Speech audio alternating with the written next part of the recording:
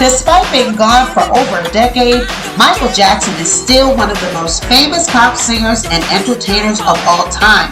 His life, full of mystery and scandal, constantly made front page of many tabloids and continues to do so to this very day.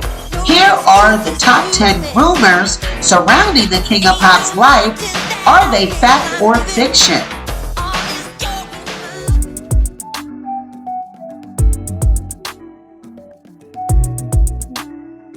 Number 10. Michael Jackson did not invent the moonwalk. Michael Jackson famously debuted this step during his performance of Billie Jean on the 1983 Motown 25 anniversary TV special. Was this an act of artistic genius? Michael's sister LaToya Jackson said in a 2004 interview that a Soul Train regular taught Michael Jackson the move, originally called the backslide. LaToya said, "There was this dancer, Jeffrey, who was always doing the moonwalk on that show. He taught Michael how to do it." LaToya was referring to Jeffrey Daniel from the 70s and 80s group Shalimar.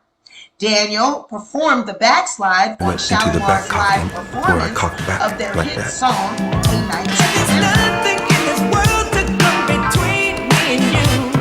and then bring myself back up again. To think of what the power of love can do. I knew that there's a music breakdown in the middle of the song with the bass, boom, boom, boom, boom, boom, boom, boom, boom. So there's a music breakdown. So I saved that part of the song to the backslide. And so I set it up, and when I knew it was coming,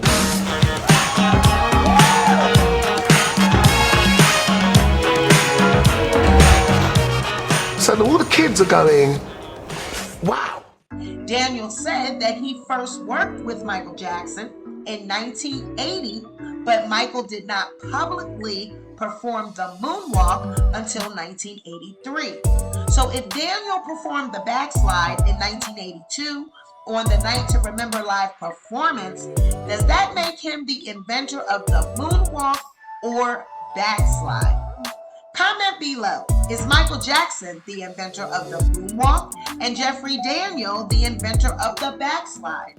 Are the two the same dance? Let us know your thoughts. Number 9. Michael Jackson was gay or asexual? The singer insisted he was not gay, but some reporters and biographers suggest he was not exactly leveling with the public. Ian Halperin, author of 2009's Unmasked: The Final Years of Michael Jackson, reports that Jackson was gay. Biographer J. Randy Terbarelli suggests he had a romantic male companion, and Randall Sullivan, author of 2012's Untouchable: The Strange Life and Tragic Death of Michael Jackson, calls him presexual. Sullivan claims that he was a 50-year-old virgin when he died. The problem with such theories is that women who were in a position to know contradict them. Jackson's ex-wife, Lisa Marie Presley, said the couple's sex life was very active and very hot. And other women have pointed to romantic relationships with Jackson as well, including Ola Ray, co-star of the Thriller video, who said they made out on set, and Teresa Gonzalez, who says she was Jackson's girlfriend while he was filming The Wiz in the 70s. She claims they had sex more than once and also claims to be the mysterious Billie Jean of Michael's hit song, Billie Jean. Now, in an explosive interview, Scott Thorson, who is Liberace's lover, said that he traveled the world with Michael Jackson as a couple, even though Michael was forced to hide his sexuality. Thorson revealed that he spent many months with Jackson in the early 1980s, and he even boasted to Howard Stern in an interview that they had sex twice at the London home of drag queen Danny LaRue. Thorson claimed Jackson was not experienced enough to satisfy him in the bedroom and branded their sexual sessions as boring. He said it didn't last long. He was a good kisser, but Michael was very shy. He had a small little skinny ass and he had a thin body like a dancer or swimmer type. Michael used to be so good looking when he was black. Asked by Howard Stern during the interview if Michael had a big manhood, Thorson replied, Michael was very little, about 6 or 7 inches. He claimed that he was forced to split with Jackson as his career became huge following the release of Thriller. He said, that is when we broke up because of the management and his security guy thought it would be best we don't do this. So you have women saying that they slept with Michael Jackson, and then you have Liberace's ex saying that he had a sexual fling with Jackson in the 80s. This does not make Michael Jackson gay or straight. None of this proves that he's gay or straight. There are plenty of men that have had sexual overtures with men and they still claim to be straight. So let me know in the comments, do you think that Michael was a 50-year-old virgin when he died? Do you think that Michael Jackson had sex with his wife, Lisa Marie? And do you believe that Teresa is the mysterious Billie Jean? Okay, and do you believe did Scott Thorson have a romp or two with Michael Jackson? And was Mike's little Willie 6 inches? Y'all drop in the comments and let me know. Number 8, Michael Jackson wanted to be white. In 1987, after Thriller made Jackson the biggest star in the world, he put out his smash follow-up Bad and was all over MTV with his hit singles. But he looked whiter than he had appeared in Thriller. Many fans assumed that Jackson, who had become a star through Motown in the early 70s, was now turning his back on his race. Greg Tate, an African-American culture critic for The Village Voice and other publications, called Jackson another Negro gone mad because his mirror reports that his face does not conform to the Nordic ideal. Stephen Shapiro, a white author and academic, said, in a white supremacist society, Michael wanted to become white. But Jackson insisted otherwise, and there has never been any evidence to contradict him. He told Oprah Winfrey in the infamous 1993 interview that he lightened his skin with makeup because of vitiligo, a disease that gave him blotchy, light, and dark patches. And an autopsy verified the diagnosis after Michael died in June 2009. His brother Jermaine Jackson also acknowledged the condition as vitiligo and wrote, he looks like a white man splashed with coffee. As for Michael Jackson himself, he told Oprah, I'm a black American. I'm proud to be a black American. I am proud of my race. I have a lot of pride in who I am and dignity. Now, since the death of Michael Jackson, we have also learned that after the Pepsi accident, the Pepsi commercial accident, the infamous hair catching on fire, Jackson suffering third-degree burns, he developed an addiction to painkillers. Also, he could not sleep. He was in, complete pain and exhaustion. He could never fall asleep. So he was addicted to painkillers, barbiturates, and things that would make him fall asleep, thus succumbing to an overdose of propofol. It seems like everything that Jackson did in his life, he did it to excess. So do we think that Michael might have started off with the surgery and maybe his skin got lighter and then he just, went overboard and just couldn't take it back once he had, gotten so light? I mean, do we think he did it on purpose, or do we think he really had vitiligo? Drop in the comments and let me know what you think about this. Was Michael Jackson afraid of being black? Was he afraid of being a black American? Did he really have pride and dignity in who he was? Did he want to be white? Number 7, Michael Jackson died without a nose. After Jackson's death, a Rolling Stone story declared of his body, the prosthesis he normally attached to his damaged nose was missing, revealing bits of cartilage surrounding a small, dark hole. An allure analysis of his facial surgery over the years recalled that by 2002, many people think Jackson's nose is falling off, or that he is wearing a prosthetic. The raggedness at the tip is actually paper tape used by plastic surgeons to control swelling. Now, Jackson's autopsy did show that he tattooed his lips pink, his scalp black, and also tattooed his eyebrows darker. But a Los Angeles County coroner, Ed Winter, said that the nose rumors were absolutely false. As he put it, people make it sound like Michael Jackson had this wax nose that he'd take off at night and then put back on in the morning. And it's like, no, absolutely not. Now, if he was taking off his nose and then putting it back on, how was he able to smell or have a sense of smell or anything like that? So in my humble opinion, I do not think that this rumor is true. I'm going to actually side with the coroner on this one, that he did die with a nose. Now, how much of a nose was there? That remains a mystery. That might be the question that we should be actually asking. Was it a tip of a nose? Was it a little nub of a nose? But it definitely was not that big black Jackson nose that they all started out with at birth. Because we all know the Jacksons, they had a big black nose when they first started out.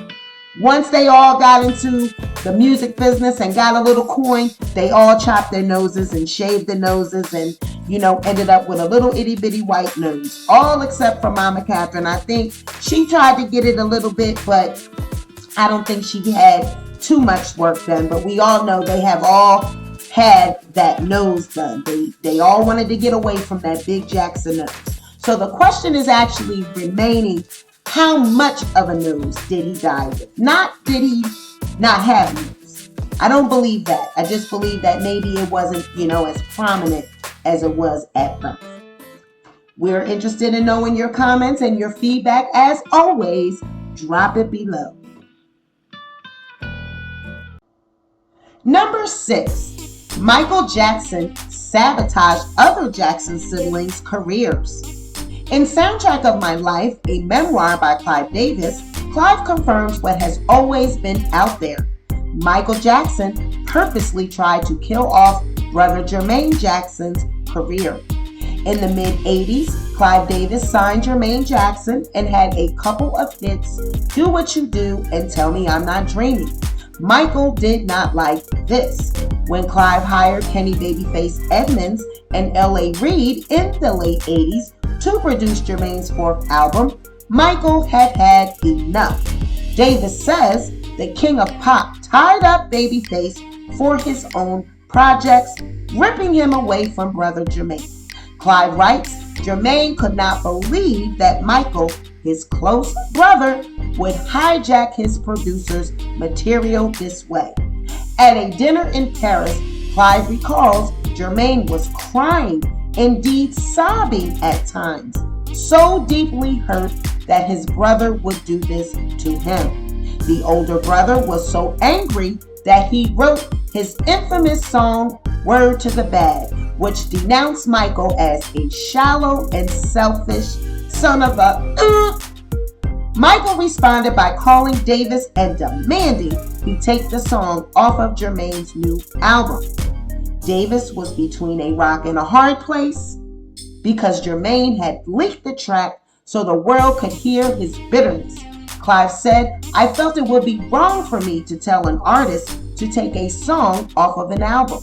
This was a family and personal matter that they would need to resolve themselves." Eventually, a watered-down version of the song was officially released. Davis's story does line up with the same one told by Michael Jackson's longtime PR man, the late Bob Jones, in his book with Stacey Brown. Bob Jones wrote that Michael systematically destroyed the careers of Rebe, Jermaine, and even LaToya, but wasn't fast enough to stop Janet. Now, Michael, come on. By this time, you had an illustrious career. You were a multi-millionaire. You had success with the Jackson 5. You could have let Jermaine have that. I absolutely believe this story. I believe it because Jermaine, he could not seem to get his foot off the ground. And by Michael being such a success and being such an A-lister and a star, I do believe that he probably threatened not to work with people if they work with Jermaine and even LaToya. But because Janet was considered a female version of Michael Jackson, and when she hit the scene, she was already popular and just took the industry by storm, I believe that, he wasn't able to sabotage her career because she was received as a female Michael Jackson. It was room for her. It was room for him and her to be successful because she was a female. It wasn't like she was a male and him a male. It really wasn't a competition. So what do you think about this rumor? Do you think this is a rumor or do you think it's true? I do believe this. I absolutely believe it. Number 5, Michael Jackson dreamed of being Spider-Man. Michael Jackson dreamed of playing the role of Spider-Man so much that he once tried to purchase Marvel Comics when it filed for bankruptcy, just so he could cast himself as the Spider-Man character. After his dream to play Spider-Man went unfulfilled because of the failed bid to purchase Marvel Comics, Jackson unsuccessfully tried to win the role of Professor X in the X-Men movie franchise. I absolutely do believe that Michael Jackson tried to play Spider-Man. He would have loved, because he was a kid at heart, he loved putting his all into his roles, into his videos, taking us to Africa and Do You Remember the Time, taking us to, the whole Coming to America movie during that video. So I do believe this. I believe that Michael Jackson would have loved to play Spider-Man. And just because, he couldn't purchase Marvel Comics, he went to said, I'm going to be Professor X. But they said, no, Michael, bleached your skin. You are a white man, but you can't play this old white man in a wheelchair. It's just not going to look right. Drop in the comments. Let me know what you think about Michael Jackson. Would he have been a better Spider-Man or would he have been a better Professor X? Number 4, the song Bad was originally planned as a duet.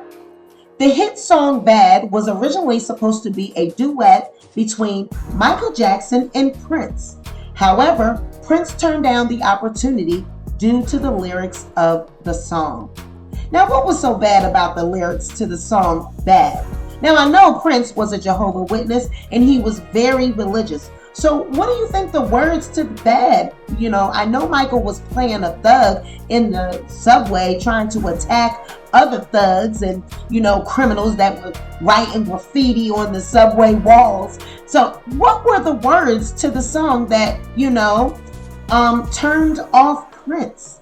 Prince was such an erotic performer and such a sensuous and sexual performer. I can't imagine what the words in Bad that turned him off and that he didn't want to do this duet.